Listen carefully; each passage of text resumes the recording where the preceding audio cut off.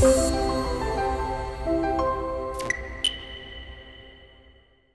there and welcome along. My name is Kathryn Wilson and this is the Work Life Show from StaffTreats. I'm joined today by someone who has just recently started a business along with his co-founder, a business called Beacon Armour, and his name is Ash Stephenson. Welcome along to the Work Life Show.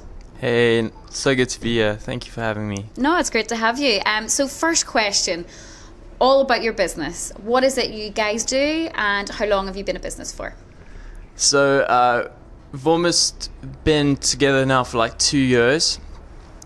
Beacon Armour was founded actually, it's quite a funny story. Like Zakiel and I were working full time for this charity, and this charity has like buddy lunches. So when like a new person comes into the company, you get paired with someone that's been there a while. And Zakiel came into the company and he was paired with me. So we went for lunch. And we just clicked. I think it's incredible when you find someone who kind of like understands the way that you think and kind of like finds you funny as well. Do you know what I mean? Yeah. Like you got the same sort of humor and stuff. And yeah, like kind of like entrepreneurial stuff was very much in the conversation. And I remember once we decided to go for a jacket potato, and that's how Beacon Armour started actually. So we both had our jacket potatoes, and then we said, hey bro, like wouldn't it be funny if we started a company called Jacket Potato, and like we just sell like cool jackets. And that's how Beacon Armour started. And then after that we kind of like we sat down, we actually started to speak about like values. And we realized like that it had to be more than jackets, and it had to be cooler than jacket potatoes as a brand. So yeah, it's been such a fun journey so far. So what was the concept for the name then? How did you move away from the jacket potatoes into something a little bit more cooler, I should say? Okay, well, the way that we did it was we sat down, we started to speak about things that we really value, you know, like personally. So for example, we spoke about a lot of what we've learned from British culture, like heritage and legacy and high quality, things like this, you know, that we were like, man, those are some really cool values that we want to keep in our company. And that changed everything. So like it changed where we get our stuff made, it changed like the way that we present ourselves. And the name kind of, it's interesting choosing a name for a company nowadays, because you kind of have to be super creative. Like, for example, actually this week I've been trying to figure out a name for this other brick company that I'm starting, which is a story for another day. But yeah, just trying to like think about how you can use the word like brick creative in a business name. It's just so interesting. It's quite challenging actually. But yeah, like the way that we went about it was we kind of like started to think about these values and trying to describe them in different ways. So the word beacon is really about like leading people somewhere. It's a lighthouse, right? And one of our values was storytelling. We think storytelling is really necessary in our culture today. Like people really need to know the story behind things that they purchase. It makes them meaningful. Do you know what I mean? Exactly.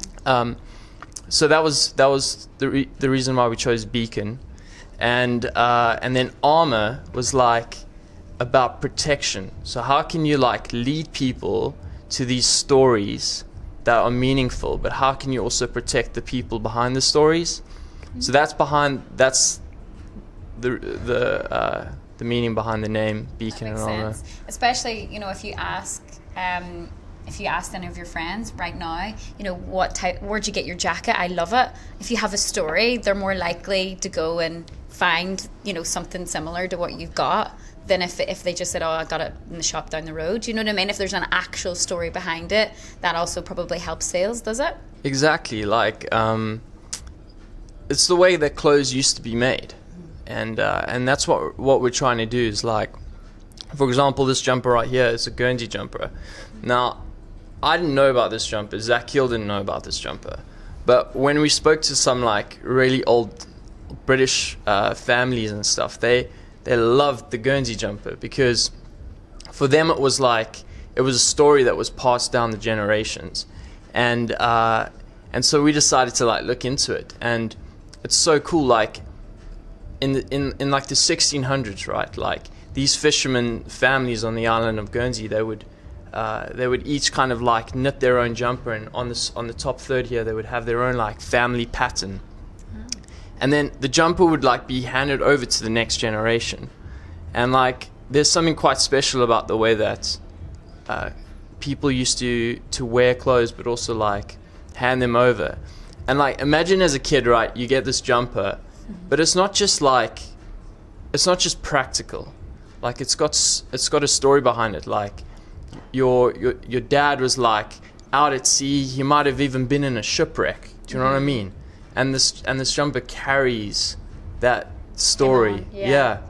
And that's what we love. That's what we love about what we've learned about British history. And Zach Hill and I, we really, like, I think one of the things we do value is learning through everything. So, like, I'm from South Africa, he's from Singapore, but we've come and we've started, like, a British brand, which is so funny. But it's because I think we really value what we've learned here over the years. That's fantastic, and that's obviously why the business is continuing to work. So more on to who you have working for you now. Do you have a lot of people who work for you? How many people are in your business? It's currently just Zach Hill and myself. Okay. Yeah. Okay. We've thought about, like, getting some interns on board. With our jumpers, we actually worked with a girl called Victoria, and she was amazing. The reason why we reached out to her was because she actually, like, knows knitwear really well. And I think that's important. Like, when you start to think about, you know, different products for your company and stuff like that, you sometimes take the humble approach and realize that you don't know everything. So the way that we work is very collaborative. We want to be able to, like, find people that are experts in their field, and then kind of, like, let their strengths cover our weaknesses. And so we worked with Victoria. She helped us design these jumpers, and then with our bags, we worked with a bag manufacturer that does this, like, day and night. So Zachil and I are, like, more about finding these people. We're good at our own things, but yeah, the way that we work with people and the way that we're wanting to grow our team is in that way.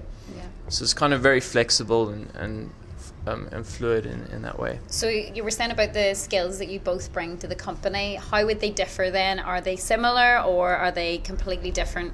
And how are you as people? Like, do you bring different skills as different people, or are they similar skills? You just support each other on that? I think the special thing about Zach and I, and I'm just so grateful for this.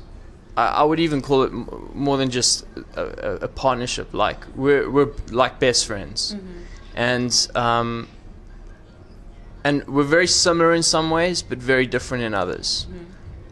I'm personally more of a risk taker. Like, Zach Hill is a little bit more calculated and strategic, and I think having both of those traits kind of work really well together. You know, like, I like to call myself, like, a conceptual architect, because I feel like it's something I used to really dislike about myself in the past. Is I used to see problems everywhere, like, and some people would find that quite negative. Like, I would keep on seeing, like, oh, that's a problem, we need to solve it. but I've realized it's actually a gift, and it's part of who I am. And so I'm very grateful for the fact to have this ability to kind of like zoom out of a situation, and to be able to see the cracks.